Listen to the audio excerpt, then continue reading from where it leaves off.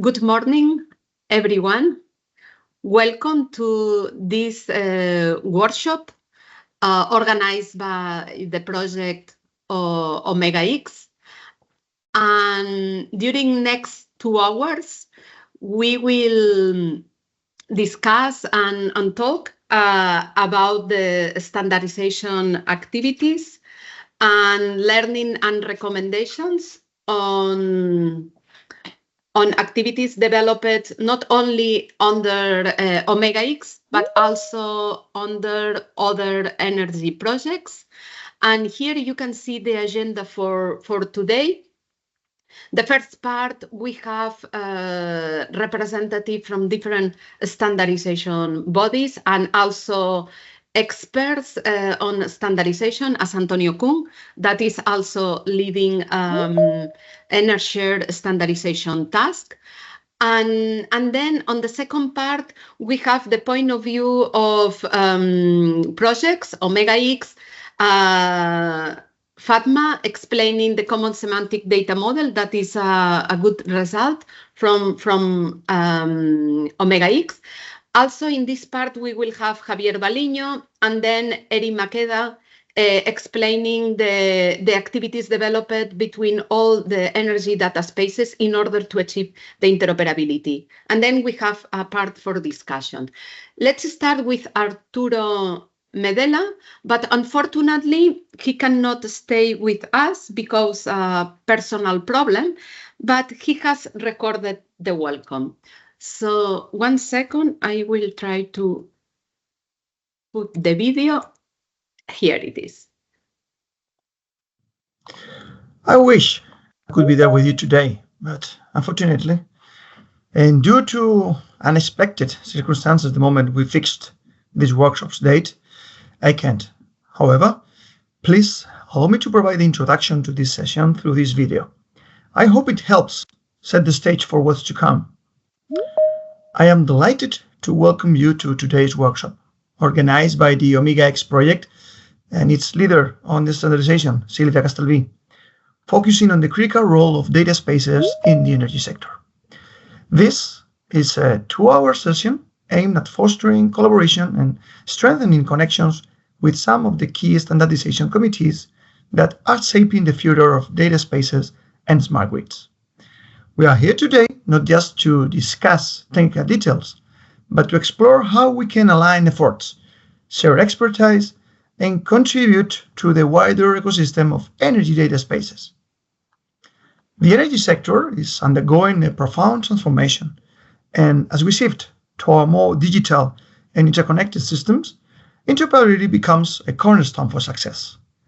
It is no longer enough to have isolated systems operating in silos.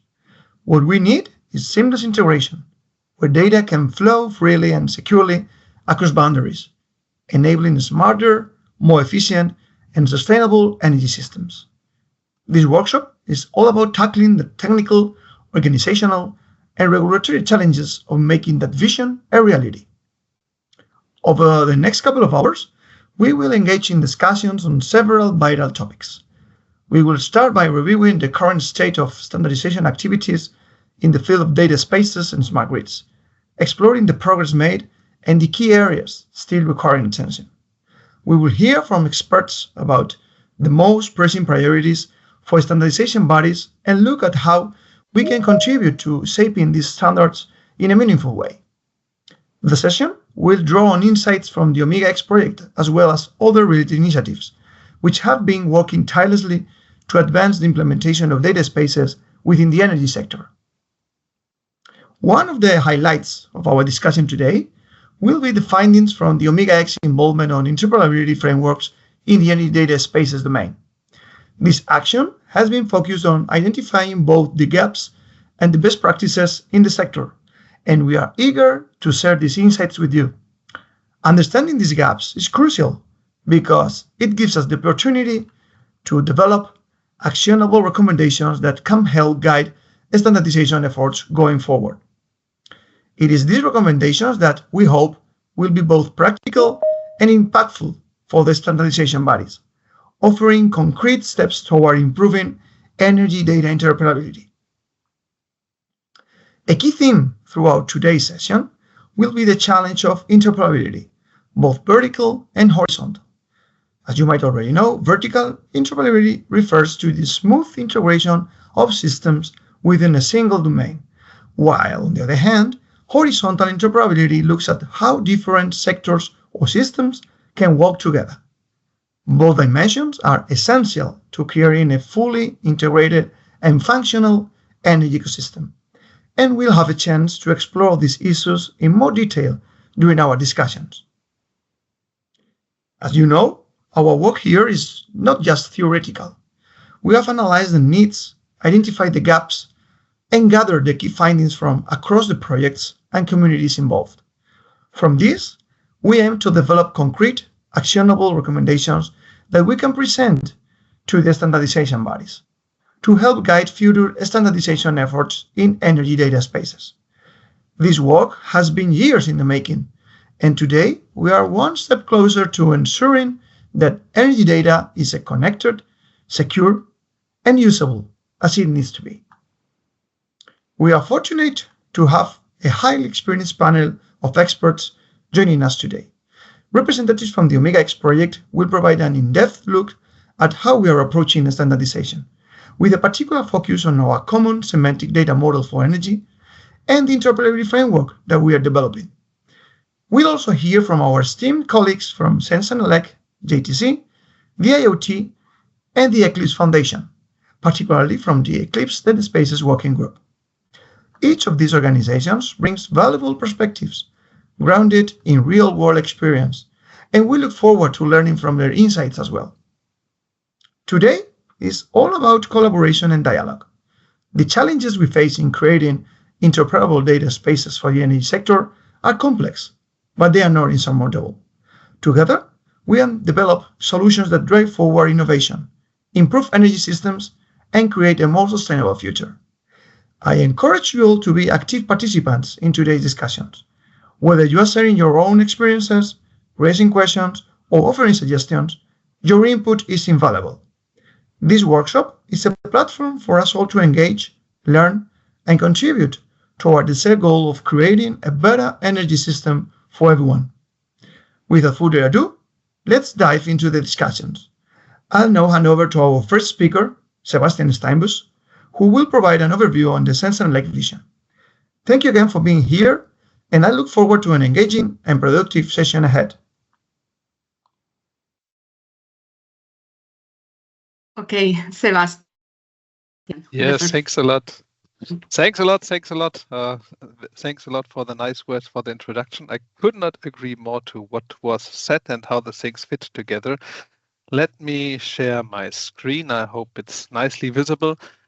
So today I would like to present you how projects like OMEGA-X, for example, can support ongoing standardization activities, for example, in the Sense and Elec JTC 25 and beyond. So how such activities can be nicely related to the European data strategy and especially the standardization requests subsequently to that. My name is Sebastian Steinbus. I'm CTO of International Data Spaces Association and also the chair of JTC 25. I would like to guide you a little bit through the work of JTC 25 and the related standardization request. So let's start with the standardization request. The standardization request on the European Trusted Data Framework, which is nicely derived from the Data Act especially, but also connected to other European regulations like the Data Governance Act and others.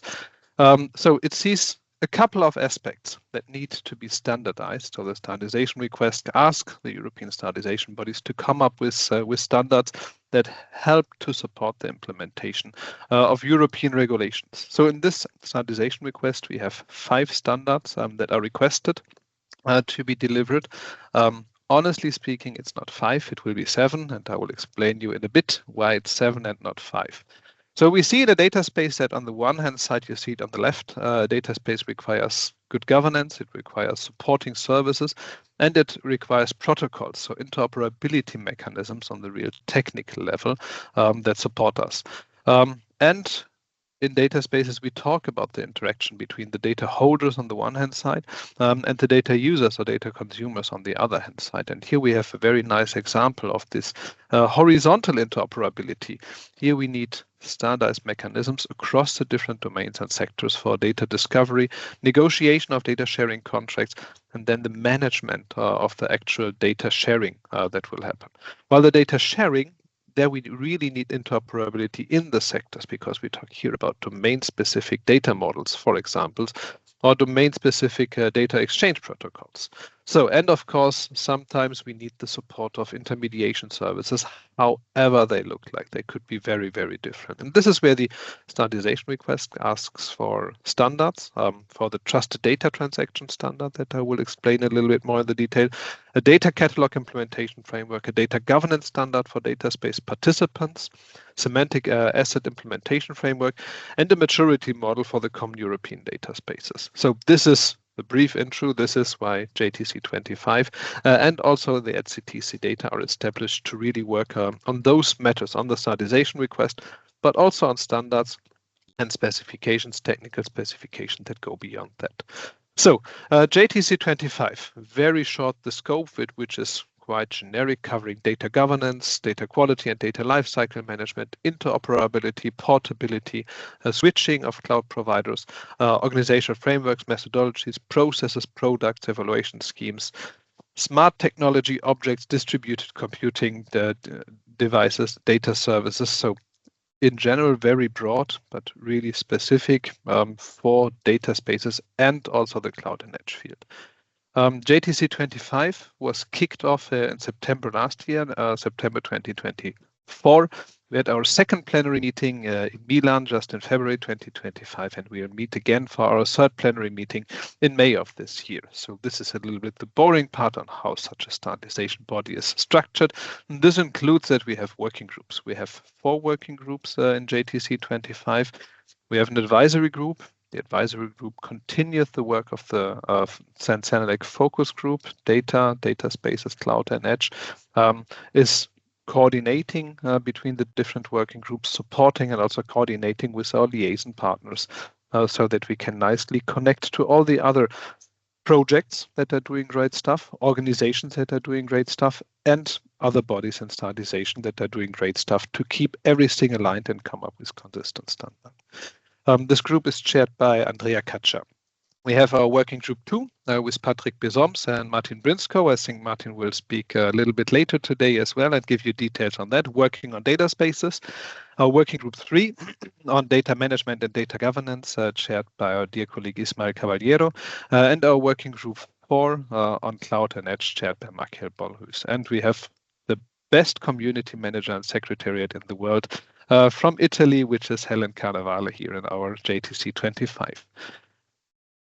So what is our work plan? I briefly mentioned the items from the standardization request, and you see here on this slide, those are the 7 deliverables that are requested now. And you see that the trusted data transaction is one core standard, and to be a harmonized standard is sliced into 3 parts, into a part 1 on terminology, concepts and mechanisms, part 2 trustworthiness, and then interoperability requirements. I will come back to this in a little bit later. We have the request for a technical specification on data catalog implementation framework. Here we expect that this item will be taken over by the ETC data that I will comment on in just a bit. And likewise, a technical specification on implementation framework for semantic assets. We are doing some preliminary work, but we also expect that the TC data from ETSI will take this over. And then we're working on the European standard for a quality framework for internal data governance, and the technical specifications on a maturity model for common European data spaces. You see in the middle column the deadlines. So the first documents shall be delivered early 2026, in a year from here. And for a standard process, this is really, really not much time. So we really need to deliver those things. And of course, we have to, because the Data Act comes into force in this year, and we need to provide good standards that supports implementation of the Data Act and other European regulations. Briefly on the ETSI-TC data, the ETSI-TC data will take over and continue the work of the ETSI committee Smart M2M. It will be kicked off mid of April, so I think in 2 weeks from here, April 14 to 17. And the TC data shall also develop technical standards to support data interoperability and semantic interoperability. I will not go into details of the ETSI-TC data, but you can see the nice press release here, and also the terms of reference of the ETSI-TC data are published. I will also put the links that I have here on the slide in the chat later on, so that you will have it immediately and not only when the slides are shared. So what are the things that we have to do? And I would like to bring a couple of concepts that we are working on to your notice, because I think they're really important, also following up on the great introduction we speak. So this is one of the key graphics from the trusted data transaction. The trusted data transaction was started in a CWA, in a sense, like workshop agreement, because there was no technical committee or joint technical committee that could develop such a standard. So a pre-standardization work, coming up with the key concepts and terminologies and mechanisms for trusted data transactions.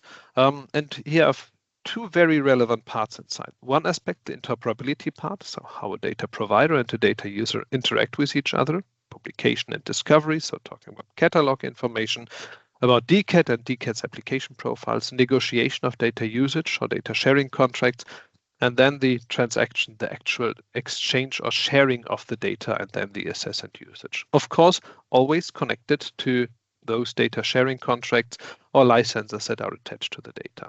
And the other aspect is a so-called data product. So the second part, where the CEN workshop agreement trusted data transaction is currently still working on, are the trustworthiness requirements. So what makes such a transaction really trustworthy? And here we talk about trust as a decision. I do decide as a human being, as an organization, as a system, to trust another system, organization, or human, or not to trust. But I need a foundation for this. This is where we talk about trustworthiness. What are the trustworthiness aspects? And here we just talk about, well, this is my bag of evidence. Technically, my claims that I can provide, I am certified, I'm a human being, I have an identity, whatever.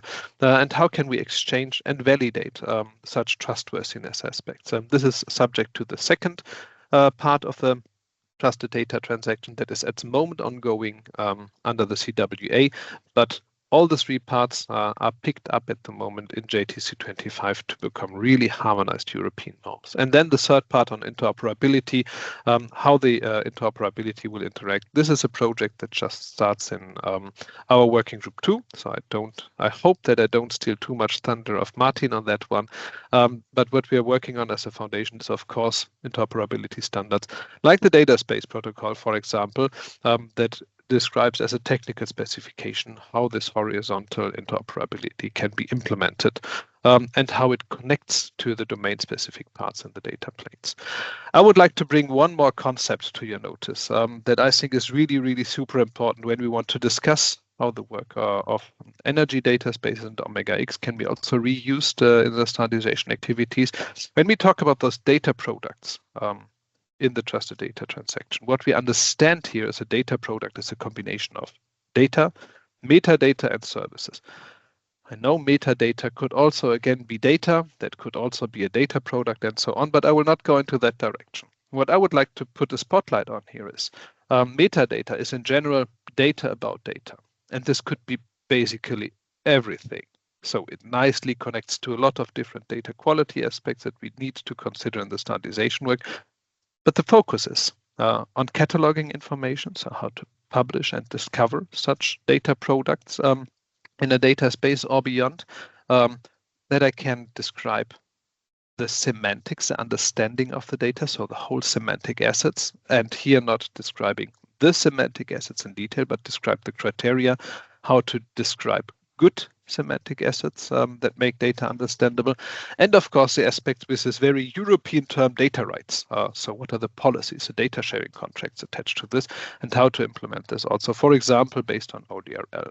These are the three key pillars when we talk about metadata. And of course, knowing there could be a lot more, but when we take a look at the standardization request, this is a focus. And then, of course, subsequently to the technical question, how can I erect a good governance and a good management of the data and the metadata on both ends. For me as a participant in the data space, especially with a focus on small and mid-sized organization, but in the end applicable to organizations of all size and types, but also how to set up a good data governance and management on the foundation of a data space. What are the governance rules inside a data space that all should adhere to? This is one of these are the key topics in JTC 25 for the next couple of years at least. So what shall we do now? What is super important? There are a lot of more standardization activities with data spaces, horizontal and vertical. So we need to know that those are happening and we keep those activities aligned, as said, the horizontal and the vertical ones. We have some time pressure with the Data Act, so we need to move now fast and do something and deliver good things. And what is, for me, a very personal thing also is we need to keep the standards aligned with the implementing projects. We should not end up in great standards that are there and great implementations on the other hand side, and they are not connected with each other. So we need to assure that the implementing project and the standardization work is aligned. And therefore, my last call is here. Join us in the standardization of data spaces. We are doing this work now. It's open to everyone to join via your national body. Join your national body as organization and be part of the standardization work, or like a project like OMEGA-X. Well, maybe it's too late for OMEGA-X, but all the other great projects that you're doing, liaise with our JTC 25 or the HCTC data and support the standardization work. And with that, I would like to say thank you, and I think I hand back to you, Sylvia. Yes, thank you, Sebastian, for introducing us on the current status of the standardization that impact to the data spaces. And we are happy to contribute, providing, identifying challenges and providing recommendation. Next speaker will go, it's Martin Brinskov, and as chair of the GTC 25 Working Group 2, he will introduce us on the, you have a huge work or mandate to standardize in this working group. So Martin, you have a lot of work next year. So welcome here, and the stage is yours. Thank you so much, and thanks for reminding us of the scope of the work. I hope you see the slides and you can hear me. Perfect. Fantastic. And thanks also for the nice introduction, Arturo. Sorry about the situation, but very nice to see you give this context.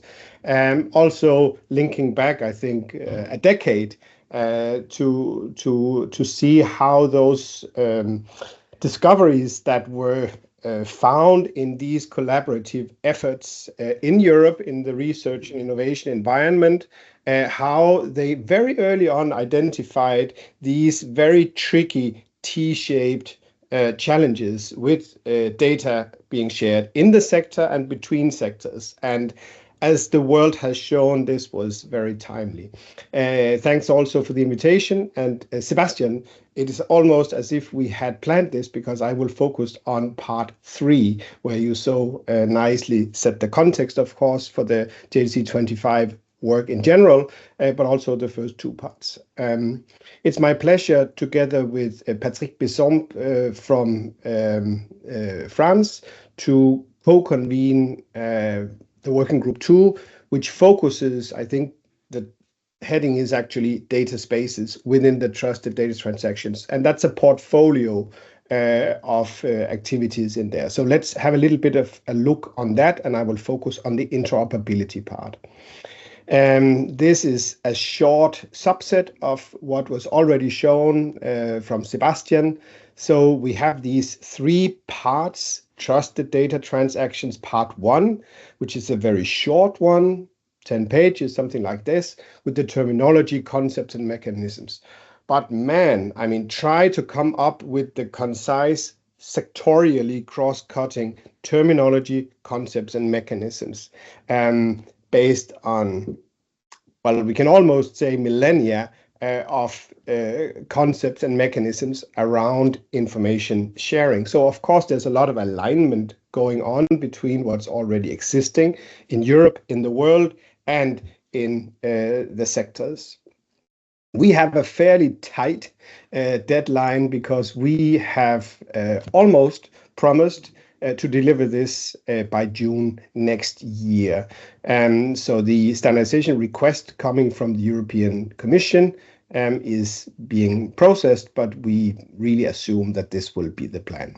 Then, as Sebastian showed, there's also part 2, which is on trustworthiness requirements. And while the first part doesn't include requirements that you can implement if you have a technical offering or operation set up, part 2 certainly does. So that's going to be like 100 pages with requirements. But again, instead of hiring 5 lawyers, you can just be compliant with the standards, and then you're fine. At least the regulatory authorities will come after you last.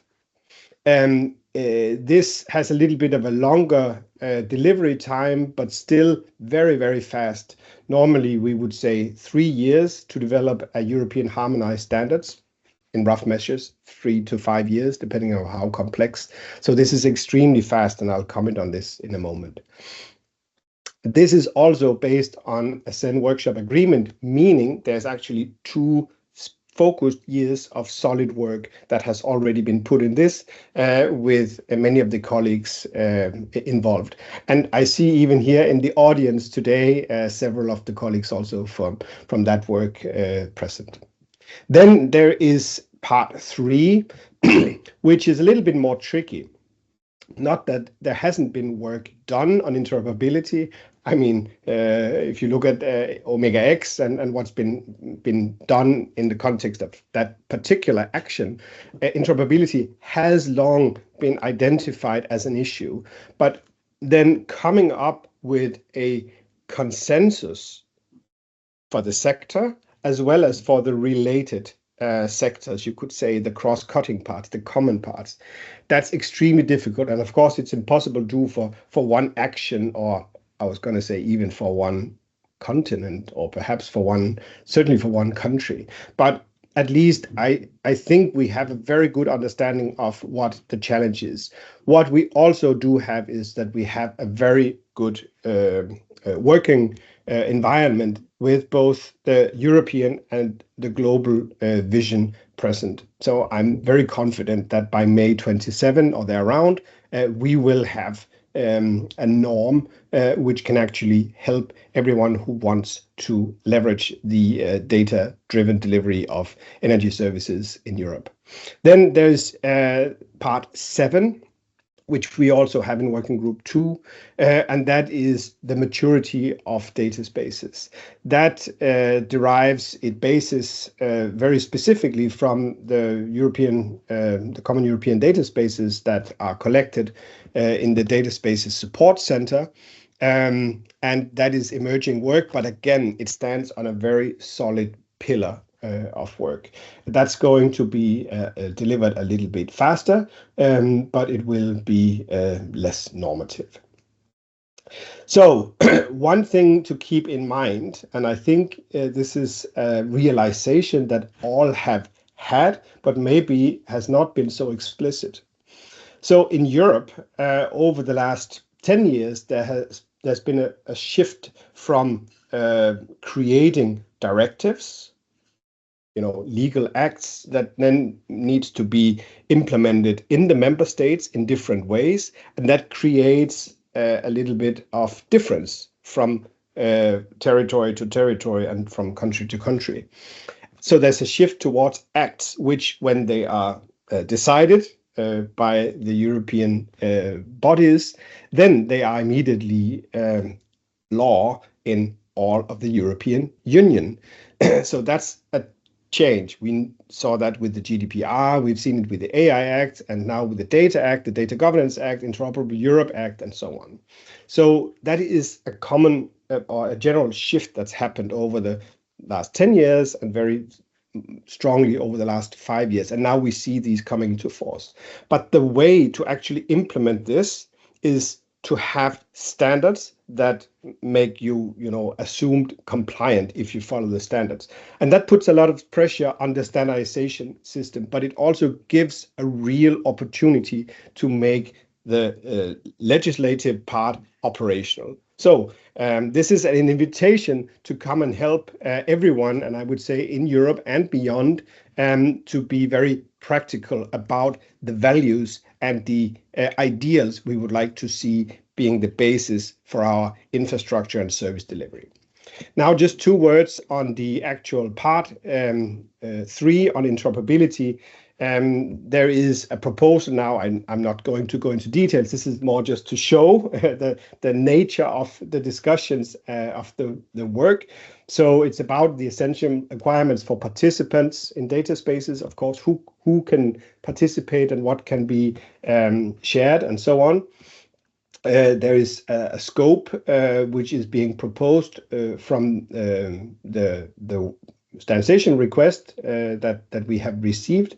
And then we have from the German colleagues already a proposal on how to translate this into a good framework for a norm. So this is just to show the practical, everyday, I was going to say, work of the standardization working group. We have weekly meetings, which is fairly often for this type of community, but this is also an invitation to join. And I see several of the colleagues also. Thanks for all your commitment to this.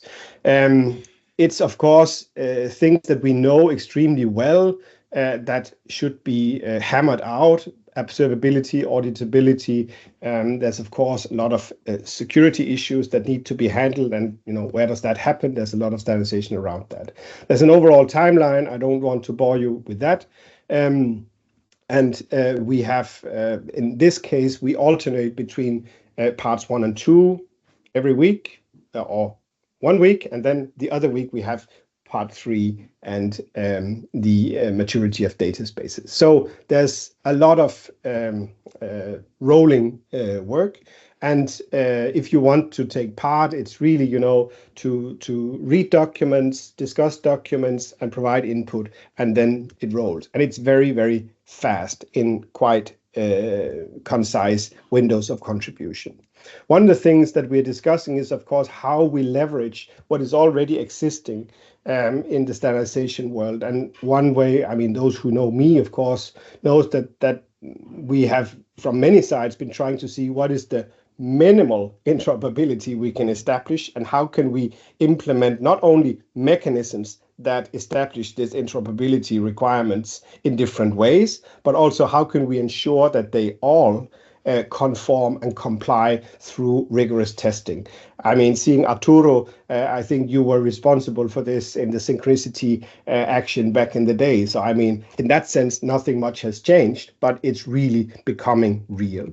So the main challenges that I see for the energy domain is the plethora, actually, of legacy standards. And Antonio will, I'm sure, be much more precise in how to link these different ones. But overall, you could say there is a fragmentation between IT, operation technology, OT, and then energy, if you will, be very, very, very overly simplistic about this. And these are also practices of communities of practice and of, you could say, careers.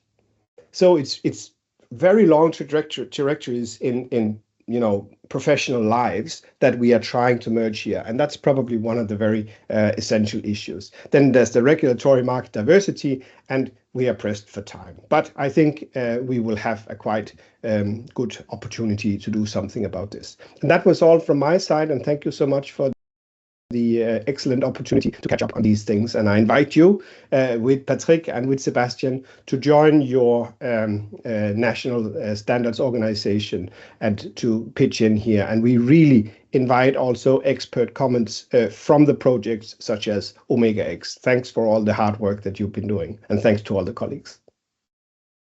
Thank you, Martin. Great explanation, and I like a lot that you have explained it, that we need to merge the IT part, OT part, and then the energy-specific standards. And yeah, as you know, OMEGA-X is implementing data spaces on energy sector, and we want to contribute also to the energy sector. And we have a representative, Olivier Genest, from Trialog, that is member of Sensenelec coordination group on the smart grids. Thank you, Olivier, for staying here and introducing us on what this coordination group is doing. Welcome. The floor is yours. Thank you, Sylvia. I hope you can see my screen and hear me very well. Yes, perfect. Okay, great. So today I will be presenting what is done in the working group set of standard of the coordination group at smart grid at European level, we're gathering Sensenelec and ETSI.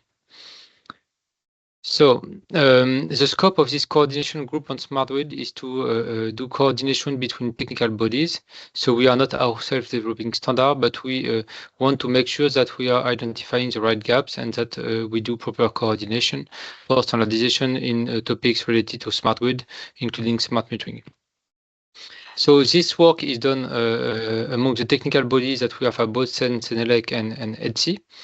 And objective is to ensure that we don't have any conflicts or overlaps, in particular when we have horizontal topics, but also to push some recommendation when we identify that there is a gap or that something has to be fixed.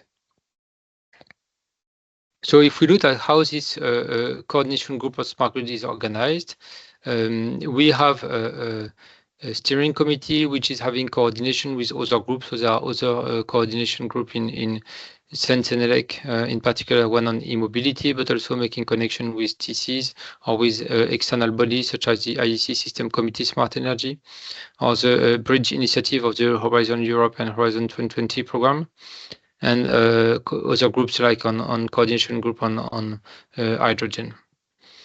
We also have some connection with observers that are not at European level. We have in particular some good connection with Japan with the GISC. We have a yearly meeting to coordinate activities. And inside the coordination group, we have several ongoing working groups, or sometimes renamed as ad hoc groups. One of them is security and privacy, but it's on hold currently. But the main three active is one on a set of standards, I will further explain, one on the EU policy and one on smart metering.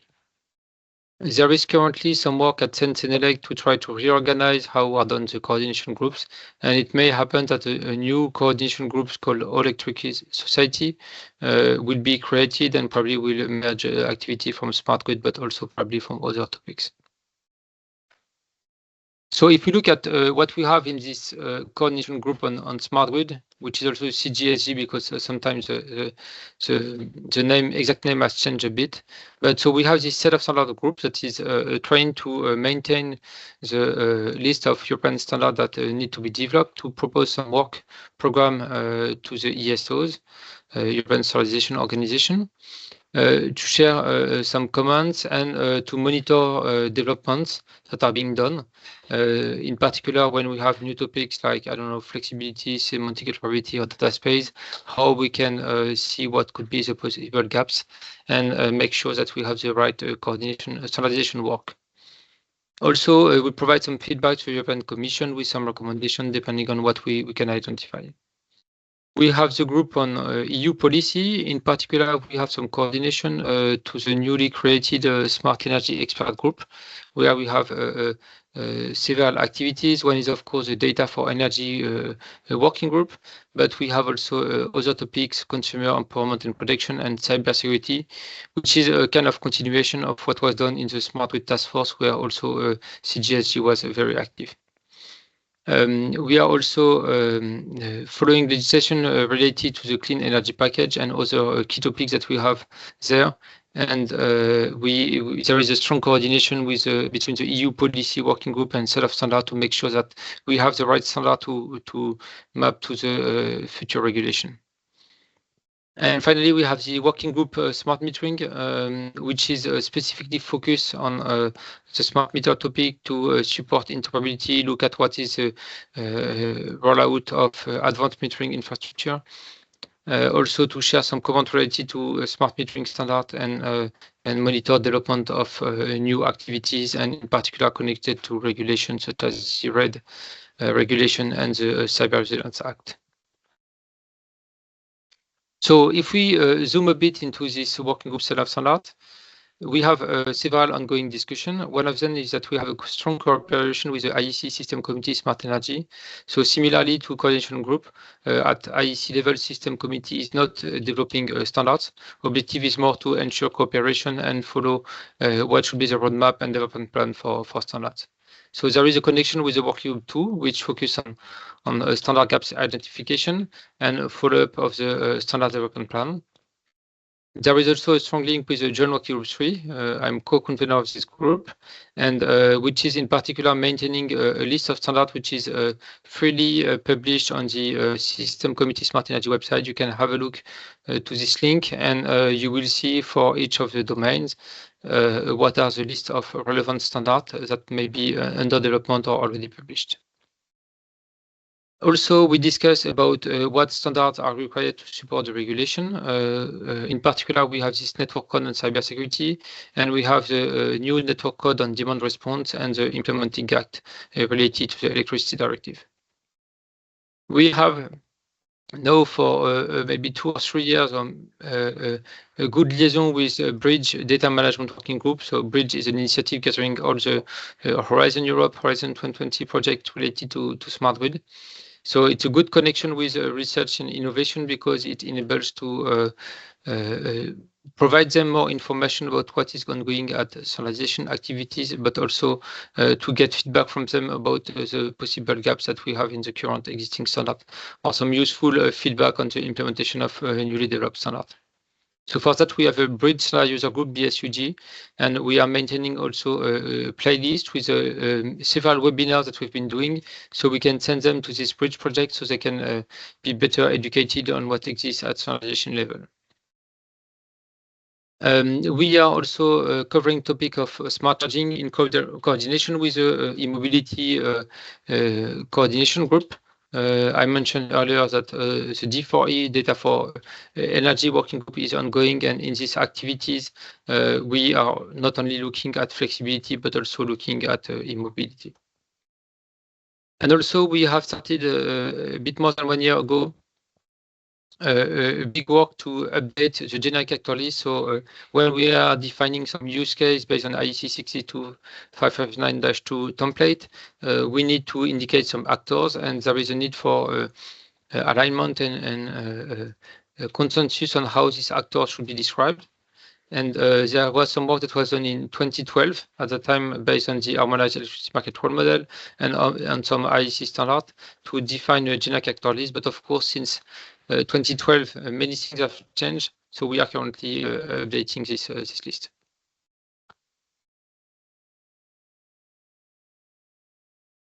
Because we have this connection with ETSI, it's also a good opportunity to discuss about connection and consistency between IEC standard and ETSI development. We had in particular a workshop in January 2024 involving people from ETSI, from IEC TC57, and several other committees, in which we discussed about the consistency between SAREF and SAREF for NR or SAREF for grid, and what was developed at IEC and used by several system operators and manufacturers related in particular to DNMS COSEM, to SIM, and 61850.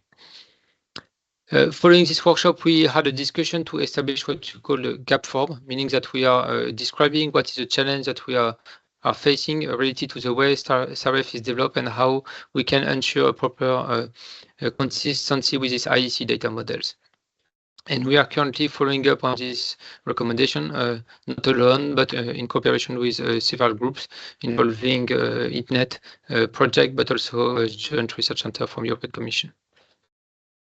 In November 2024, we also had a workshop on demand response and standards. And it was a very good workshop in which we had speakers from several actors, but like Enedis, RTE, for French system operators, but we also had someone from the EU DS20T and ENSOE joint working group. We had a representative from the Smart Energy Expert Group Data for Energy, also from Bridge, also some connection with the GRC Code of Conduct for Energy Smart Appliances Interoperability. We also had people from the new IEC System Committee Smart Energy Ad hoc Group 11 on flexibility. Some people from IEC who are developing a guide on energy flexibility, and also some technical committees, of course, both from IEC and Senelec, so they can present what is going and make sure that everybody is aware of what the other committees are doing. Also, there was a workshop between the TC13, SC23K, and TC205, and we are following the work that needs to be done after this workshop. And we are ensuring this liaison with a joint working group between ENSO and EU DSO entity on topic related to data interoperability, in particular what is called the stakeholders panel, meaning that people who are not part of this joint working group can still have some news and provide some feedback on the ongoing development. So to finalize, we are now looking also at this data space topic, in particular how we believe that semantic interoperability can support a smart grid and smart energy system. We are having this work in the IEC System Committee Smart Energy with a system reference deliverable IEC 63417, which is a guidance and plan to establish smart energy ontologies with some concrete recommendation to enable to develop this kind of activities. Also, we are always relying on the core standard data model of the smart grid domain, which are referenced in this IEC 697, which is smart energy roadmap I mentioned earlier. And in particular, we have this data model from IEC TC57 on SIM, and including the 61970 and 61968, which are the main SIM for the network, but also we have 62325, which is more about SIM market, and also we have 62746 that also cover topic related to flexibility with a new dashboard that was released recently. And of course, in IEC TC57, we also have the 61850. And also we need to make sure we have consistency with IEC TC13 standard, in particular DLMS COSEM as part of CC2056. And finally, we are having connection with this energy data space cluster project, so we can gather the lesson learned related to semantic interoperability and identify some useful recommendations to make sure that this activity will have a continuation for the future. Thank you.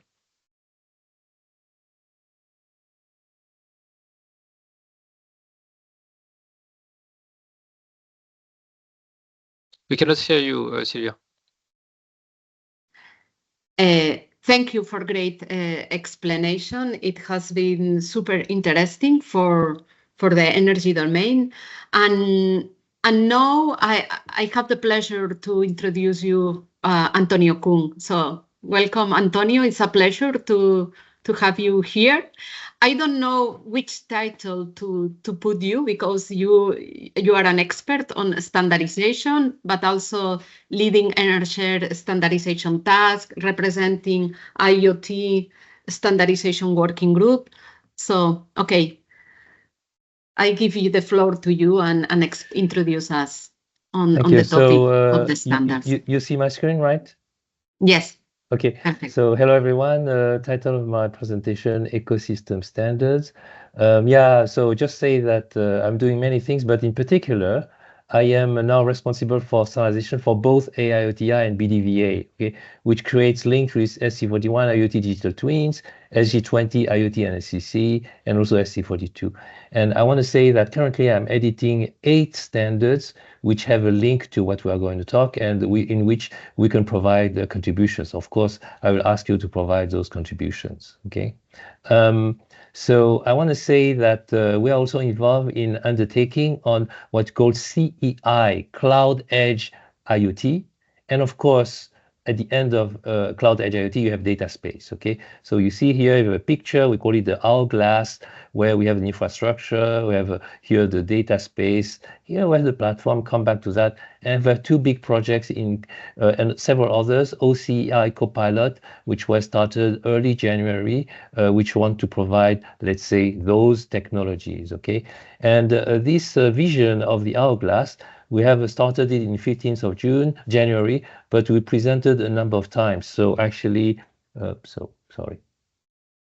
Yeah, here, so in January, in February, in March, and last week, okay? So I just want to say what it is about, okay? So actually, we want to show that it's not only technology, it's also the stakeholders, their business, and the capabilities they provide. And we need to shape the ecosystem so that this can happen, okay? So you see here, you have, for instance, two examples, but in reality, the objective is that for us is to have reuse. So you have those building blocks, which actually can be reused, of course, by several undertaking, pilots or whatever, okay?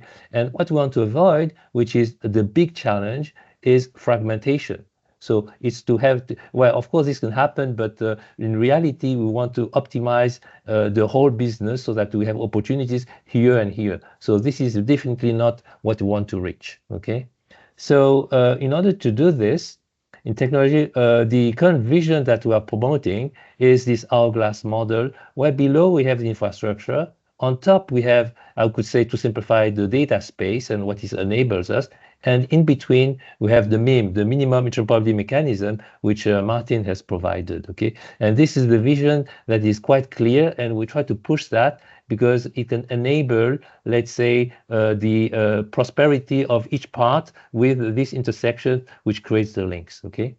So how do we do this? First of all, we need to have reusable architecture elements, call them architecture patterns. It's under discussions at the standardization level, but we need to provide the flesh, okay? And of course, implementation will do this. So you have in the architecture common foundation, patterns, and of course, you provide the capabilities, of course. And of course, you do this because you have the stakeholders are doing this, okay? So then what does it take to make it happen? Okay, so we have this, let's say, acronym IMO, IM optimized, where we need to agree on information models. We need to agree on building blocks. I'll come back to that because we have patterns and you see the term MIM, okay? Then we have here the profiles, and this is really what is important. In reality, what we have here is a specification of what it is you need to make it happen, the profile, okay? And the profile is, in general, a bunch of building blocks with all their parts, the part of the MIM that is related to it, okay? But this is the vision. We need the availability, we need accessibility, we need building blocks that are implemented. And this is where open source can play a role, okay? So we are using this acronym IMO, IM optimized, okay? So what is at stake, also I want to highlight that, is that in reality, we have a whole bunch of regulations. I didn't mention all of them, but you might recognize of them, okay? And some of them, I colored them. I try my best to focus on actually the harmonized standard that actually associated. Of course, you see, we had a nice presentation on DDCE, JTC25, which is related to a number of regulations. I put GDPR because GDPR, even though it was much before, it is something that is definitely a concern in JTC25, okay? And in the future, if we do it properly, so this is the vision I'm proposing, is to have what you call a minimum conformity mechanisms, MCM, which you can use to make sure that here, with this virtual reusability, we can also reuse all the artifacts we are using for making sure that we are consistent with the harmonized standards, okay? So actually, this is the message. I just want to show to you that it's not easy because I'm going to show to you what is going on in terms of standards, okay? So, and I've just shown this several times, but when it comes to standards, you have here a number of standards on data, okay? But then you have interoperability. You have also a number of other standards in interoperability. Also, you have a color here, green, which means published, but red, which means under construction, under development. So we can also, let's say, influence it. And of course, you need to have the data space, so 2151 SC38, which is underway. By the way, it's going to get to DRS, so we are pretty confident that next year it's going to be published. Okay. Then we have architecture, because nothing works without the architecture. And then you have security and privacy. Also, you need this. And then you have trustworthiness. Okay, so all those things the data space must take into account. Sorry to say, but it's huge. Okay, and then at the end of the day, you have artificial intelligence. Okay, so this is what we need. Okay, so this picture shows a little bit snapshot of the needed standards that we need to take into account. Okay, so but I want to show to you the same thing for privacy. Okay, privacy, we have, let's say, foundational standards. But then we have engineering standards, okay, and then we will have organizational standards, particularly for conformance. Then you have de-identification standards. We want to make sure that you are hiding some information which relates to personal data. And then you have, again, data and AI here, which I want to use. And at the end, the solutions, IoT and digital twins, okay? So this is, again, another way to look at all those, let's say, incredible list of standards, but in reality, they are related to each other, okay? So I have also, I think that's my last slide. I just want to conclude that the standardization, so ISO, IEC, ITU, they're currently working on what they call SMART, okay? So SMART standards, which are actually allowing us to create dynamically the real specification of the standard you need. So you will take a subset of this, and this, and you will have one vision, okay? So it's a huge undertaking. I think it's going to be slower than the advent of a data space, but it's going to be in the pipe, and hopefully in the future it will help us, okay? And yeah, I forgot application, sorry, I forgot this one. So at the end of the day, you have privacy for smart cities, for fintech, age assurance. This one is new, privacy of metaverse, okay? It's newly started, okay? And to conclude, I want to say that we have created a interest group in Eclipse called Model for Privacy. And definitely the reason for doing this is to understand the use cases and the guidance on how we are going to use properly AI and data space. So that's it. Thank you so much. Thank you, Antonio. Impressive, the number of standardization activities that you are involved and promoting. Thank you for the presentation and the great job. And then we will have time at the end for questions, okay, and to discuss. And now, if Javier Baliño, can you join, Javier Baliño, because I would like to close the part of standardization bodies presentation with your presentation, if you are ready. Okay, that's perfect. And then we move to the part of the project results and explanation. Okay. Thank you, Javier. Great. The floor is yours. Thanks to you, Silvia, and OMEGA-X for inviting me. You know, OMEGA-X has a special place in my heart. So very happy to be here. Good. So hopefully you can see my screen now, right? Yes, perfect. So I would like to introduce you to what we are doing in the Eclipse Data Spaces Working Group, which is where we are trying to as well conduct some standardization activities. So I will start first with the introduction to the working group so you can see who we are, what we are doing. So you can see on the right-hand side of the slide our strategic members. So these are not the full set of members we have in the working group, but those are the ones that are working intensively and weekly together with us so we can drive the work that we are trying to do here. And on the left-hand side, you can see an extract of our charter, which is summarizing our mission statement and our objectives. I won't go through all what is said here. You can have a read on this later as you will have these slides, and you can also look at it on our webpage. I would like to stress 3 pillars that are coming out of this mission statement and objectives. The first one is interoperability. So we have been talking about this throughout all the presentations. So everybody who is working in the data spaces working group is acknowledging that the biggest challenge for data spaces so far is interoperability, and we are trying to solve it using two powerful tools. The first one is open source, as you might imagine, given that the Eclipse Foundation is an open source foundation. So open source is the way we see we can solve it. And the second pillar would be standardization. So this is what this webinar is about, and this is what I will concentrate on, the message I am trying to convey. So looking at this slide, which is trying to sum up everything that we are doing together, so don't be scared about all the things that are listed here. I will try to summarize, starting left to right.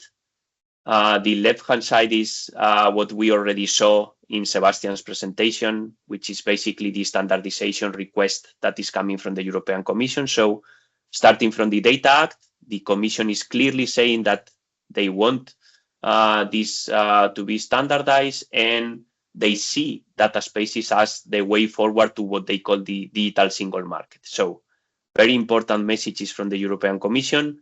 Data spaces are important, and data spaces need to be standardized and adopted. So looking at this request from the European Commission and also from the wider data space environment, the working group is trying to address it through two different actionable results. You can see them. The first one is the one you can see on the gray background, which is open source specification and standardization. This is the message I will try to concentrate on this presentation. So we are trying to provide open source specification for protocols and profiles that are fostering this interoperability for data spaces. The outcome of this work will be conveyed to the standardization bodies. We already discussed those here in this webinar, ISO, IEC, Sensenelec. So our goal is to provide them with these technical standards. And the second actionable item that you can see highlighted in purple background is adoption.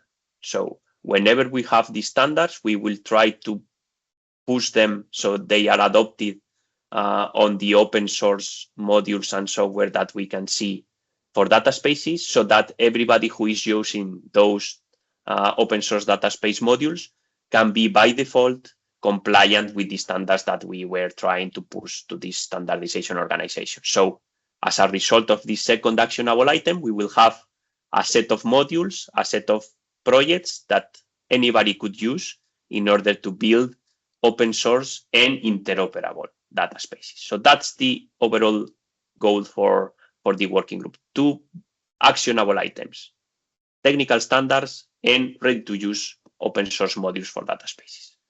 From now on, I will concentrate on the upper part, the part on standardization. So zooming in on the stack of protocols that we are trying to standardize as part of the data spaces working group. First, you can see on the right-hand side the stack of protocols, or the master categories that we see on this stack of protocols for interoperability. Starting bottom up, the first thing we think we need is what we call a base protocol. So it's an abstract message protocol for interacting with the catalog, with the contracts, and for orchestrating the control plane of the data transfer. It is very linked to the next stack in the pile, which is the binding. So how to wire it to the protocols such as HTTP so that it works. And as you can see, these two layers are matching what we are trying to do with the Eclipse data space protocol. This would be the basic cornerstone for technical interoperability. This is something that is already implemented to the version that is available now in EDC, for instance, and it is being implemented as well in many other data space modules. So we are very happy to see that the ecosystem is, there is a consensus on the ecosystem that this should be used and standardized. And good news as well from the data space protocol project. They are already in what we call a progress review at Eclipse, meaning that they are very, very close to the release. And we are hoping this protocol to be ready for release in late summer, August, September, and starting the transposition as an international standard at ISO IEC level, starting in the last half of this year, hopefully making it into an international standard before the end of the year. If we move up on the pile, on top of the base protocol and the bindings, we see claims protocol, which are as well message protocols that are ruling the way we are exchanging and using our claims. And by claims, we understand identity claims, for instance, but also the way we are describing our data offerings or service offerings, as you do in OMEGA-X. For this, we are trying to standardize as well the Eclipse Data Space Decentralized Claims Protocol, which is as well in a very mature stage. And we hope for this as well to be standardized in late 2025.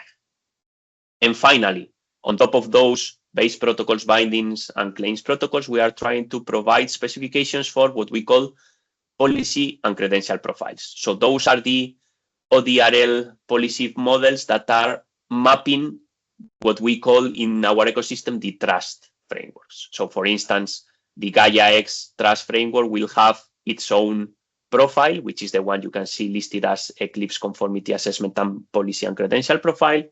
And some other trust frameworks, such as ICER trust framework, is as well trying to do the same with the Eclipse Data Rights Policy Profile.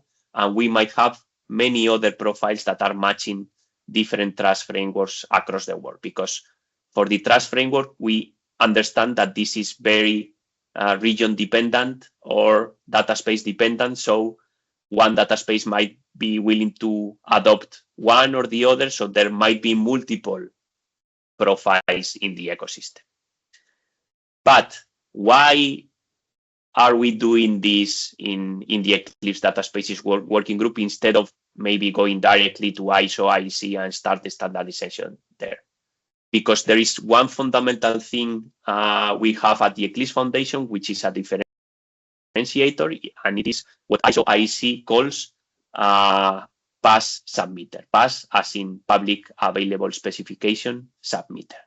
So this status is just granted to 17 companies or organizations around the world, and it is kind of acknowledging that we at the Eclipse Foundation do the specification and standardization process seriously, and therefore we can shortcut the way for preparing international standards. What you can see on this slide is the usual roadmap for any protocol or a thing that wants to be standardized. And as you can see, it is lasting from 2 to 3 years. But if we do this work at the Eclipse Foundation, we can start preparing this specification at the Eclipse Foundation, as we are doing for these 4 protocols and profiles you saw in the previous slide. And we can enter directly at the DIS, Draft International Standard stage. We can have a 3-month ballot for approving the current specification. And if no comments or no major technical comments, we can directly transpose it into an international standard. So we can do it in 6 to 9 months instead of waiting for 3 years. So that's the value we are adding to the standardization pipeline of data space protocols. And this is what we are trying to do with these 4 protocols. Very briefly, why should you maybe consider working together with us in this standardization and open source adoption process for data spaces? This is the complete set of advantages anybody would have by joining the working group, but I will focus on the top level, which is the ones that are linked to the standardization activities. So if you join us and start working together on standardization, you will have a direct say on the way we are structuring the pile of protocols and the way we are working directly with those standardization protocols. As you can see, there are many others as well for implementation. So you can also provide a strategy layer for the open source data space projects. And there is also a good value on positioning and making sure that everybody knows that you are a data space expert and you are in the right place producing the right results, at least in terms of open source. So this is very important for some people, as we call them, the strategic member profile of members. Those are members that are really interested in standardization, or they are dependent on some open source technologies for their products. So if you are matching this profile, I will be happy to discuss with you how to collaborate, but as well as a project as OMEGA-X, maybe not now for OMEGA-X because you are ending, but for any other project that you are working on.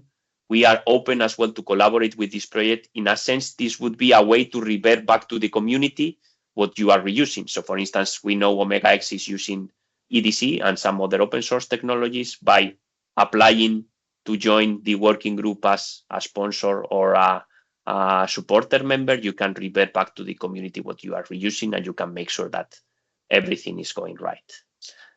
With this, just we'll leave you with this last slide with some resources you can click on and see additional information. And that's everything I wanted to say. Thank you very much, Silvia and OMEGA-X, and happy to discuss on the question and answer section. Thank you, Javier. It's great to have you here. I was with you on the kickoff meeting of OMEGA-X, and now you are here standardizing data spaces and part of what we have developed.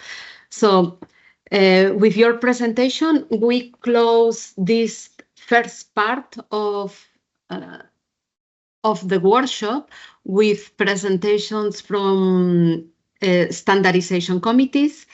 And now, next 3 presentations, we want to introduce you on the results, some of the results of OMEGA-X at high level, but also the results of the interoperability framework. And Eric Makeda, that is the technical coordinator of OMEGA-X, will explain us how was this interoperability testing. And then we will have time for questions, okay, and discussions. So let me explain you next 10 minutes about the activities, the standardization activities that we have developed in OMEGA-X, and how we have tried to contribute to standards, because I have to recognize that this is very challenging to know how to contribute. We are all learning. I am learning. I expect that most of you with these presentations has learned also how to contribute to the standards and be able to do that. But the first challenge was to capture the knowledge, what is being done on the project from different groups, from the different use cases, in order to explore which standards has been implemented, and then based on these implementations, which has been the challenges, the needs, gaps, and how to contribute to the standard. So in order to capture this information, we organized 2 face-to-face physical workshops where consortium members could contribute and provide feedback on these topics. For that, we use the method of World Cafe, and the topics around the discussions about which has been the challenge, the gaps, which standards have been implemented, which standards are missing. We organize around one topic, data interoperability and privacy preserving technologies. Another topic was more related to the energy domain, smart grids and use cases. And the third topic, also on energy domain, were more focused on communication and interoperability, metering and data exchange and general aspects. So keeping in mind these 3 approaches, we asked the questions, okay, which are the gaps, recommendations, and we identified more than 57 standards. We collected around 19 recommendations, and we work on a report of these recommendations. These recommendations are at high level, so don't expect specifications, okay? These are more challenges, gaps that they encountered during the implementation of the project. Regarding data interoperability, one of the recommendations was establish a structured methodology for acquiring knowledge from products before diving into the technical aspects. Another recommendation was regarding the challenges of the heterogeneous data sets. And then we will have a presentation about how we have solved the problem of the semantic interoperability. But this heterogeneity is also within the same database. And here we propose implementing standardized data structures and ontologies. Also related to this data heterogeneity is a proposal to standardize database solutions, to have a common database software standard to ensure consistency. And then also regarding data exchange format, there is a proposal to define and promote standardized formats for data exchange. For example, JSON, CSV, in order to enhance interoperability. And then we recommend to work closely with IDSA experts on Vocabulary Hub in order to improve the semantic interoperability across systems based on the experience of developing the CSDM framework that Fatma is going to explain later for managing the Vocabulary Hub in OMEGA-X. And then another recommendation is develop a standardized semantic data modeling methodology, and that aligns with the existing standards and well-known ontologies. So this standardized data modeling methodology will facilitate how to achieve interoperability, how to define this semantic interoperability. Another recommendation is related to artificial intelligence driving maintenance forecast. It means to leverage AI-based predictive maintenance techniques to optimize the assets management and enhance and facilitate the operational efficiency. And then we further discussed a specific topic that is the data space interoperability. And the experience of implementing the connectors and the interoperability between the projects, we identified the following challenges and recommendations. When we face the connector-to-connector communication interface, we struggled to achieve the interoperability due to the different connectors implemented different data space protocol versions. So there are data space protocol versions that are not interoperable. So we recommend using compatible versions, and also the group that is developing the data space protocol standardization clearly publish and communicate which versions are compatible in order to facilitate this interoperability. And then going to the identity management, each data space define their own trust anchor and may force customized verifiable credentials schemas. With these verifiable credential schemas has specific required attributes, formal and credential types. This leads to incompatibilities between verifiable credential and between verifiable protocols when we are crossing data spaces, and then fails the authentication and the authorization flow. For example, because the one attribute is required in one data space, but doesn't exist in another data space. So this difference on the attributes has been to solve. Another challenge was the barrier to peer-to-peer interoperability, especially in each data space evolve independent without common standards. So it was difficult to achieve this interoperability, this technical interoperability.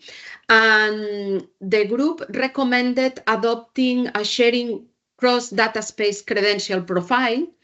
So I was happy to see on their Eclipse, on Javier's presentation, that you are standardizing this credential profile. And for this moment, we have the projects has to decide how to interconnect the data space, for example, using the same protocol OED for verifiable credentials. And then regarding the connector management API, one challenge was the lack of a standardized connector metadata access. So in environments like OMEGA-X, where multiple connector implementations and versions coexist, managing them via a unified interface is difficult. Why? Because each connector may expose a different set of management endpoints of a schema. The EDC management API doesn't expose metadata lacks connector types, which are the connectors versions, and also, very important, relevant, the supported features. So, for example, contracts negotiation, policy management, and this makes it hard to debug compatibility issues, ensure lifecycle consistency, provide support to the users. So the recommendation is define a connector metadata endpoints specification to improve management, standardization, and also the user experience.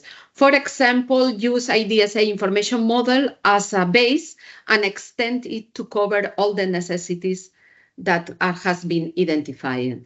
This is regarding data spaces interoperability, but in OMEGA-X, we identified also more specific recommendations, gaps regarding energy domain, and explicitly about smart grids and the use cases, the different implementation use cases.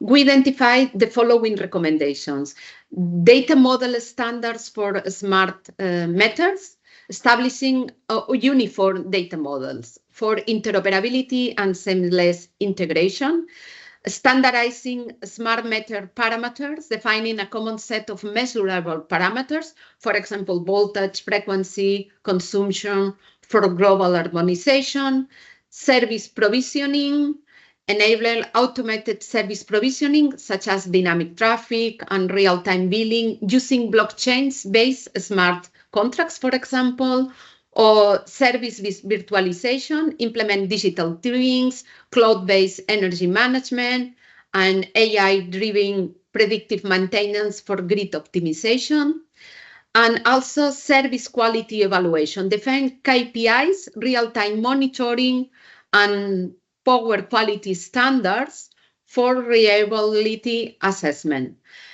Also, endpoints lifecycle, standardize onboarding, updates, and decommissioning of grid devices while ensuring cybersecurity compliance. And sharing best practice following these standards to document and update best practice for emerging technologies in smart grids.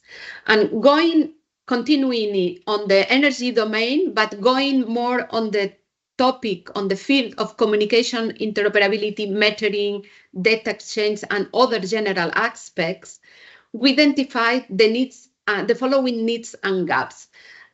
One is standardized forecasting for energy system. We need for a standardized approach to forecast in energy system. Also regarding blockchain and generative AI, ensuring trust in AI-generated outputs and blockchain applications. And then we have a couple of needs regarding open charge point interface, but also open charge point protocols. And one is a lack of standardized interoperability mechanisms for electrical vehicles, optimal plan reservations, and also no clear framework for planned reservation reproducibility. So here I was happy to see on the presentation before that there are committees on standardizing on it. And then need for reinforce or formalize the open charging point protocol further, okay? And then another point is the lack of common semantic biddings, no common methodology today to handle user agents variability. And then common standards for data exchange. Need common standards, it has appeared before, for seamless data interoperability on this energy domain. Recommendations, standardized forecasting methods, develop reservation mechanisms in open charging points interface, improve the interoperability and reproducibility, ensure semantic interoperability, collaborating with the standardization bodies for creating a unified methodology, and strengthen the open charging points protocol as an industrial standard. And to finalize my presentation, because Eric will introduce about the achievements on the results on the semantic interoperability use case test integration live demo in Bilbao last March 5 of March. But here you have a very high level, a summary of the findings, difficulties. So it's challenging to achieve interoperability across different components. We need a standardized onboarding and verifiable credentials, challenging to align different projects and architectures, metadata synchronization issues in data space, difference in contract negotiation across platforms, lack of unified semantic data binding methodology, and also adopt standardized credentials as OpenDI or ADAS for authentication, ensure compatibility between data space connectors, encourage common data formats for interoperability, and develop a standardized methodology for metadata exchange, promote cross-domain collaboration and alignment with European digital identity frameworks, and continue testing interoperability scenarios with real use cases. And with this, I finalize my presentation and give the floor to Fatma to explain. Yeah, can you share your screen, Fatma? Yes, of course. This is Carmen, please. Okay. Let me know if you can see my screen. Yes. Perfect. If you put in presentation mode, it will be. Yeah, this is Carmen. Okay, thank you. Is it okay? Okay, perfect. Perfect. So hello, everyone. Thank you, Sylvia, and thank you, Arturo, for providing this the context for this workshop today. I'm going to present the common semantic data model and how the semantic interoperability topic has been addressed in the OMEGA-X project. So, yes, a brief context, because semantic interoperability is something that has been stressed in previous presentations, but it's a very important topic that would never be emphasized enough. So the semantic interoperability in the data space is a key challenge, because the main mission of a data space is to ensure that datasets and services, data services, are exchanged and accessed, shared in a seamless way. And heterogeneity is a key challenge in this case. Why? Because we are dealing with multiple entities, organizations sharing data and services in multiple formats, languages, but also with different and various underlying schemas, which complicates the main mission of a data space, which is to enable discovering interest in datasets for use cases, and also understanding the data behind for optimal use. in expected use cases. For example, as if we locate a data space user, come into the data space to discover some interest in energy domain datasets, for example, in the renewable domain, to feed some AI system and to train some AI system for energy forecasting, for example. The user is coming with some query to the data space with some keywords about the electrical photovoltaic production, about some region in Europe or wherever, and about some temporal context. And here, this query to the data space is going to face a data catalog with really different data sets with, as I said, fragmented schemas, heterogeneous formats, and so on. So we are having some set of returned data sets, but also a set of questions related to the results. Does it exhaustively cover my search needs? Do I have for this dataset required metadata to describe quality? And the metadata topic has been also introduced by Sebastian earlier. So to trust the dataset I'm getting, to understand the content, and also to use it by having this quality criteria attached to it. So that's why common knowledge representation as a building block of a data space is very crucial to ensure the semantic interoperability in order first to get wider discoverability rate to these datasets and data services, but also to the step beyond to ensure the data understanding once got from the data space, to ensure to get enough knowledge to derive necessary insights and to get some quality metrics for data validation. So the main task for the group working on semantic interoperability in OMEGA-X data space is really to develop this common knowledge representation called Common Semantic Data Model. But to do so, we had all to develop some methodology to create this Common Semantic Data Model to ensure that we are aligned with European recommendations and best practices related to common knowledge representation frameworks, developments, and semantic interoperability guidelines. That's why we first worked on a methodology to create this common semantic data model. And one important point about this methodology, which is AME, Agile Interaction Model-Based Methodology for Energy Data Spaces, is that it ensures a gap in existing methodologies. We knew from the beginning that a very challenging player in the game is to rely on standards, on domain standards, not only on existing ontologies that are, of course, very useful, but to try to reconcile and create a framework where standards that are not necessarily always provided in semantic RDF formats or ontological formats to reconcile them with the existing ontologies. And that's why we try to create this methodology to ensure a harmonized way to incorporate knowledge from both ontologies and standards. And also, very important, to ensure adherence to fair data principles from the Energy Data Act that ensures that we can find, access, and reuse assets we are defining through the methodology.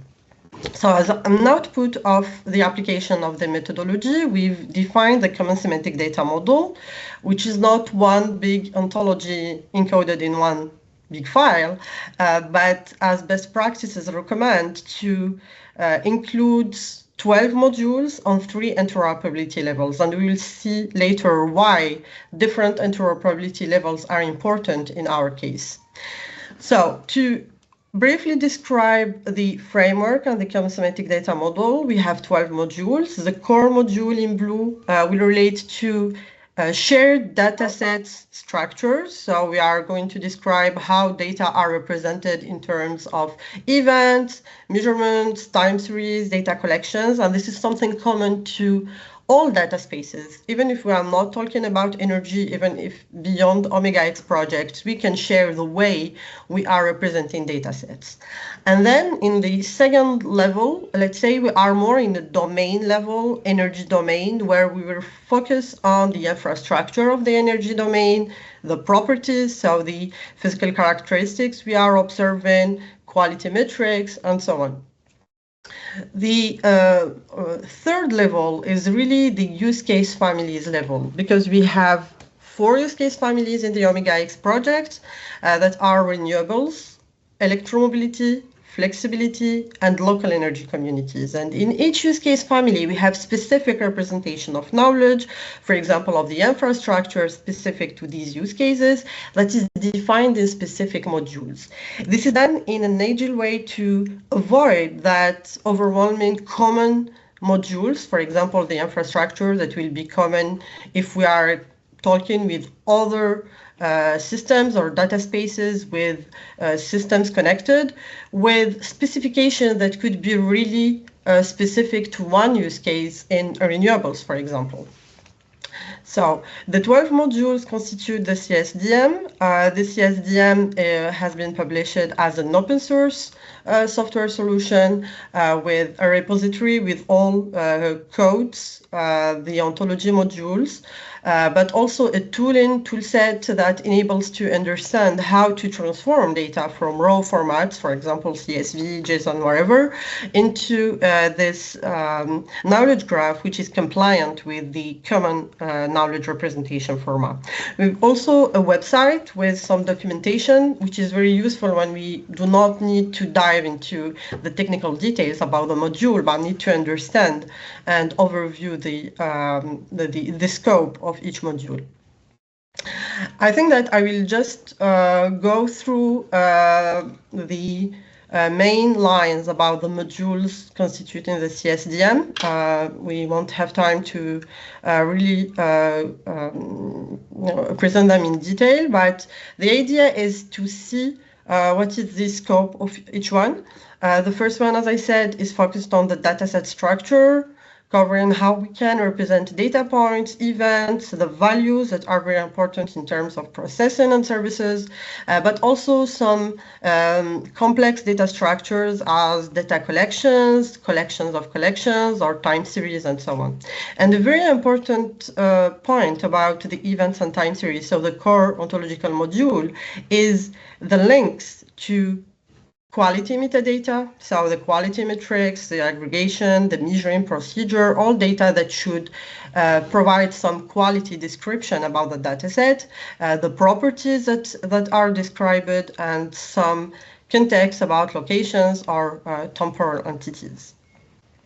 Then we worked on the properties to explain how we represent types of physical characteristics such as active energy or temperature and wherever, but also to create a control, some vocabulary about what are the list of properties that we've been using in the OMEGA-X project, because the representation was very different from one case to another, and it was very important to rely on one standard source, which is here the Electropedia, the world's online electrotechnical vocabulary for defining energy domain and electrical field properties, to get this controlled vocabulary of how we define the properties.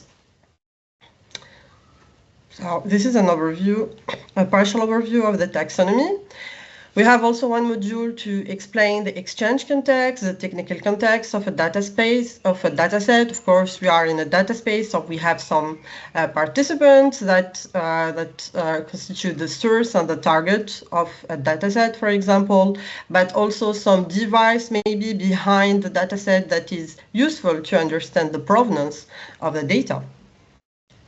Very important also, we had one specific module that encodes and reuses the human metering profile from IEC 61968, which will be used in semantic interoperability tests with other energy domain data space that will be later presented by Eric.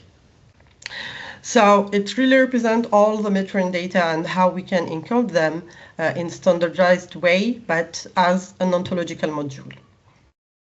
And then a very important topic in an energy domain data space, talking about the infrastructure.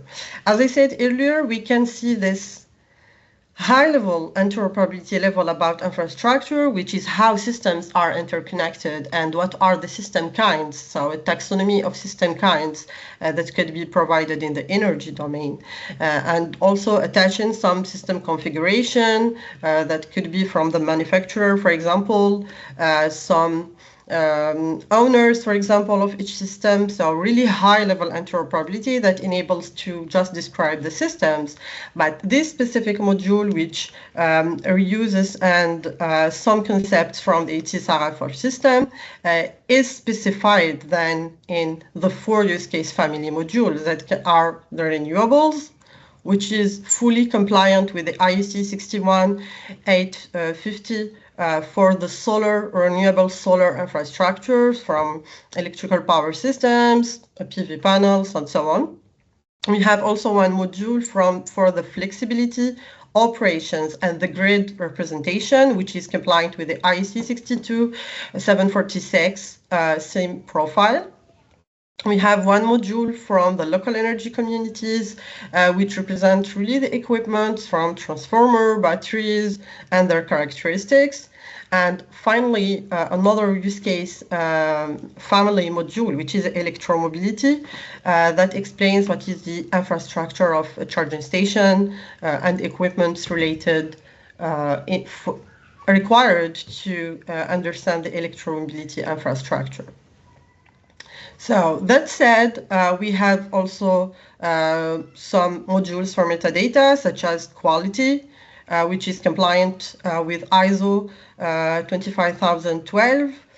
We have a module for scheduling operations, very relevant for flexibility use case family operations.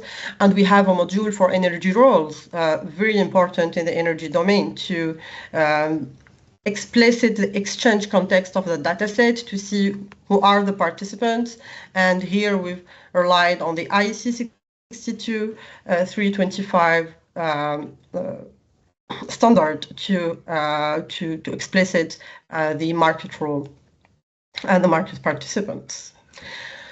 So to sum up, the Common Semantic Data Model is an open source framework, is a solution that has been developed to ensure semantic interoperability within the project. It has been applied in the 10 pilot sites in the project, used to semantify over 12 datasets that were exchanged between data providers and service providers. The solution is published through W3ID permanent URIs, which is a best practice and highly recommended for semantic assets, provided with a required documentation and guidance, and has been used, but I will let Eric explain more at this point, in the EDS-CP interoperability tests, in the metering use case held in Bilbao, as Sylvia said, between 5 sister projects in the energy domain, so ED, Energia, Synergies, Datacela, and OMEGA-X, which showcase how it has been leveraged to ensure interoperability within the project, but also beyond with other system projects. And we are working to push this work done in the OMEGA-X project into standardization through some presentations to relevant committees, such as a joint working group of ANSOE and Europe DSO entity, Data for Energy subgroup of the European Commission, Sensenelec, ITSI, IEC committees and working groups, and as Sebastian presented, the ITSI Technical Committee on Data, and other entities, relevant entities that are not necessarily listed. So, thank you. And I head back to you, Sylvia. Thank you, Fatma. And now, Eric, thank you for the, great job, great work, and really interesting. I don't know if, Eric, are you ready for sharing your screen? Perfect. We can see your screen. Yeah. Hello, everyone, and good to see so many familiar faces at the end of this project. Okay, so, well, I will end up a bit trying to put a bit the results on all this interoperability work that we've been doing, specifically for these energy data spaces. So, as you know, well, this has been a work not only from OMEGA-X, but along with other sister projects such as NRSER, DataCellar, ENI, EDI, and Synergies, along with the coordination of INNET. And we have also had some interactions with what we call the outer layer, so other projects that are related as well, working on this data spaces ecosystem, such as Odeon, TwinEU, HIoT, Begonia, and Interstore. So today I will present a bit the work that we've been doing in the inner layer and to demonstrate the interoperability between the different data spaces that we have developed in the different projects. So for this, first we have produced some documentation, specifically the blueprint of the Common European Energy Data Space, what we call this SEEDS, that contains a bit on the proposed architecture and some business and system use cases that have been identified as the ones where we believe that data spaces could have the biggest impact in the energy sector. This document will be used by the new project called Insieme that Arturo mentioned, and that will basically productionize these energy data spaces, and that is starting now in April. In addition, we have produced a paper around the interoperability framework in energy data spaces, which has been led by Sonia Jimenez in IDSA together with INNET. Okay, in this paper of the interoperability framework in energy data spaces, we covered all the state-of-the-art technologies and standards, and we focused on the interoperability specifically for the energy sector, covering from technical, semantic, organizational, and legal interoperability. And we also covered the cross-domain interoperability, specifically with mobility use case, which is tightly related to the energy thanks to these EVs. Also, we describe the benefits of achieving this interoperability for the different actors in the energy sector, and we put the plan towards this interoperability between the different sister projects with some defining some system use case that I will present later. Okay. Also, well, we define with all these sister projects a proposed architecture for these energy data spaces, which is the typical architecture that we are all used to. Basically, we can see two different layers. On the one hand, what we call the data platform layers, which are the usual data platforms that different organizations have connected to their IoT and legacy systems. And the key component here is always the connector, which federates these different platforms. And then we have the upper layer, the federated services, which cover the part on trust, covering identity management and access and usage control, and the part on the catalog for the publication and discovery of data products. Okay, so we did a mapping at the beginning of all these different components, how they were implemented in the different sister projects. As you can see here, there was a big variety of solutions, some based on IDSA, some based on Gaia-X, some based in other technological stack, and so on. So then try to be pragmatic to try to demonstrate the interoperability of these different components from the proposed architecture. We define 5 system use cases.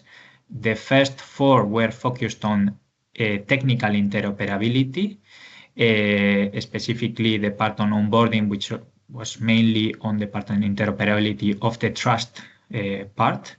Then system use case 2, which was around interoperability of the catalog and to be able to discover and push data products into different catalogs from different data spaces. System use case 3 around contracting.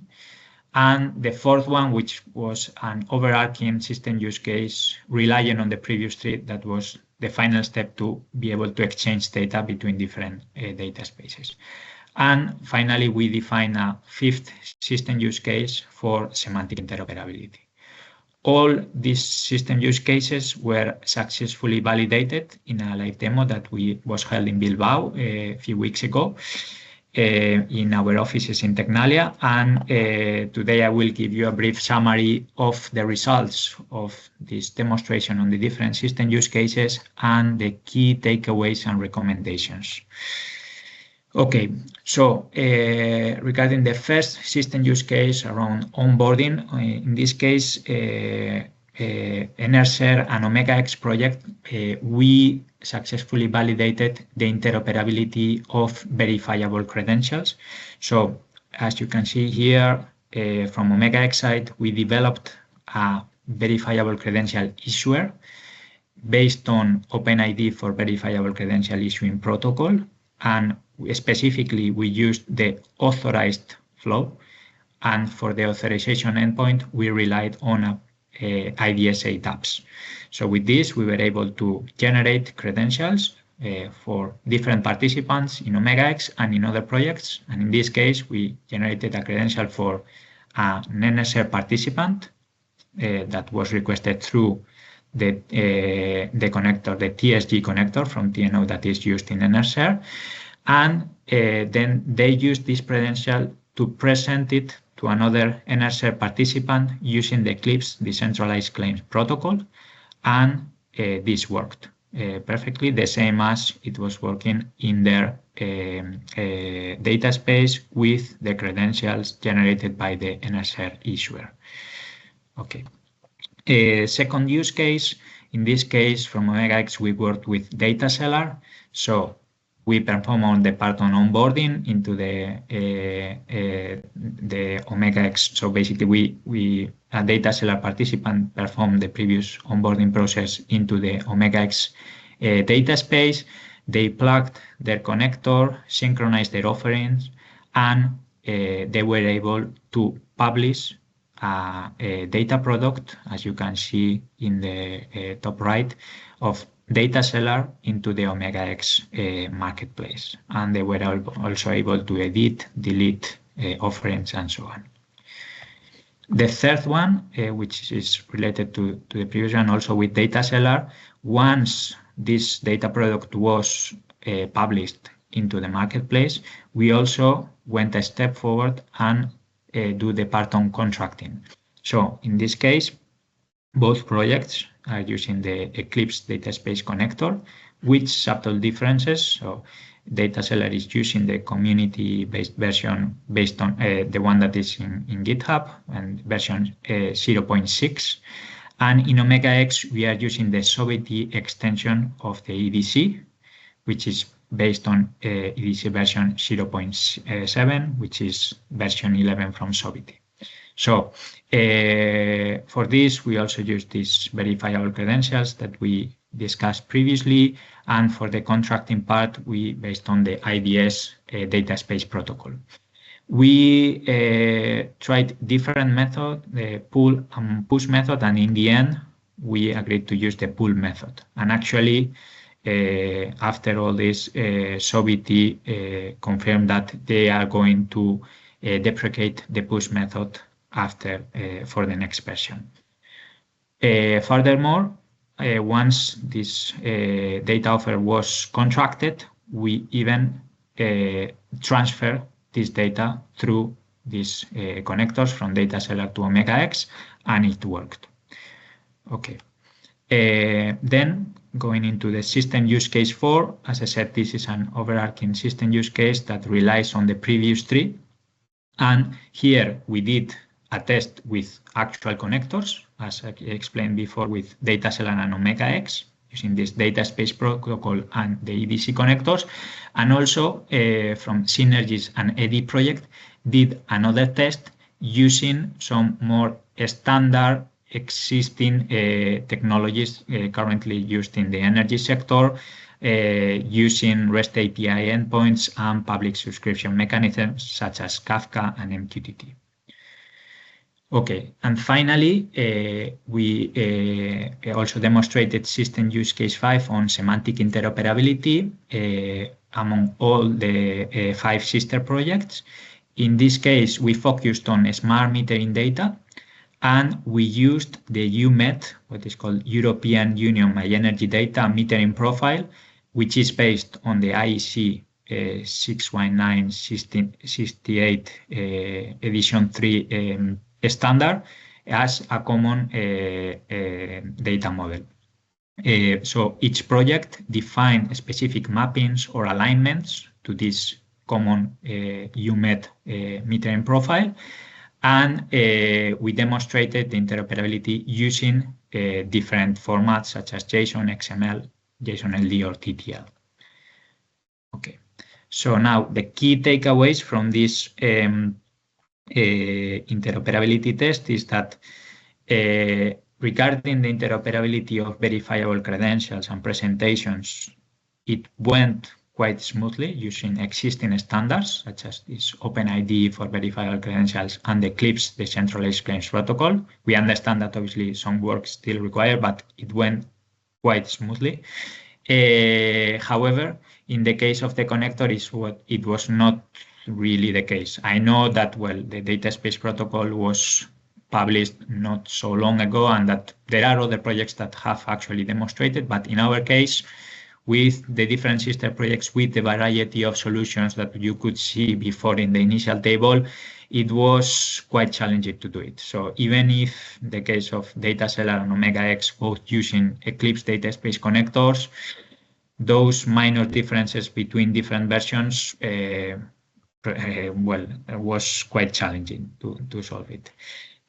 Also, some projects stated that, well, relying on a single data transfer method using connectors is not enough, and we have to also cover other legacy systems that are currently used in energy sectors, such as these public subscription mechanisms and so on. And also, it was highlighted the importance of the semantic interoperability and to be able to handle different formats, not only like a standardized JSON-LD or TTL, but other formats such as XML and so on that are currently used by legacy system in the energy sector. Okay, and finally, regarding the recommendations, so one recommendation was around enhancing this interoperability of connectors and including more effective version management systems.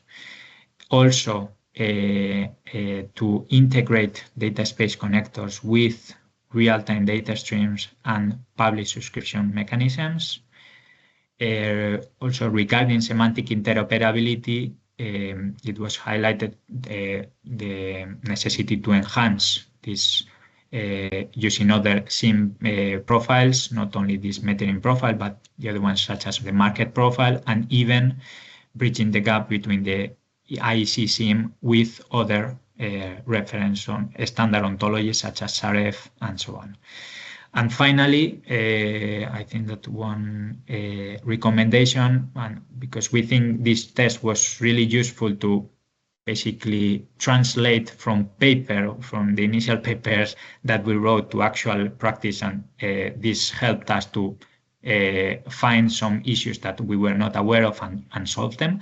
And we think this was quite good initiatives, and we highly recommend to keep on doing this regular interoperability test, even with other cross-domain data spaces, to be able to progress on this matter.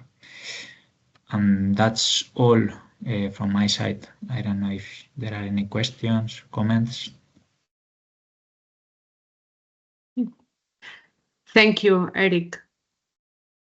Very good presentation, and yeah, a good summary of all the activities that you have been developed beyond OMEGA-X in collaboration with other projects. We are at the last 2 minutes. Time for one question from the audience. Okay. I will try to, you can write or you can unmute. 1 second. Let me allow you to open your camera, your microphone. If you want to ask, please just unmute yourself, raise the hand.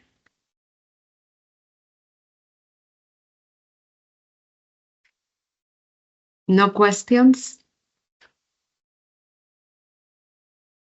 So I have one question, Antonio. You have commented that you are involved in several standardization activities running at this moment. And one question is how we can contribute from OMEGA-X or also the experts that are here, or maybe other projects. If they want to provide feedback, contribute, how we can do that, where we can find information about these standards. We have the slides, but if you maybe go into the BDBA standardization working group, but it's just for members. Yeah, thank you. The approach is the following. If someone is member of AITI or BDBA, and part of the working group on standardization, we can make available, because then you follow the rules of liaison, okay? So this is rather strict, so you can only use it, and there will be some kind of a preliminary, let's say, warning, so you'll only use it, let's say, for the purpose of studying standards and contributing to them, okay?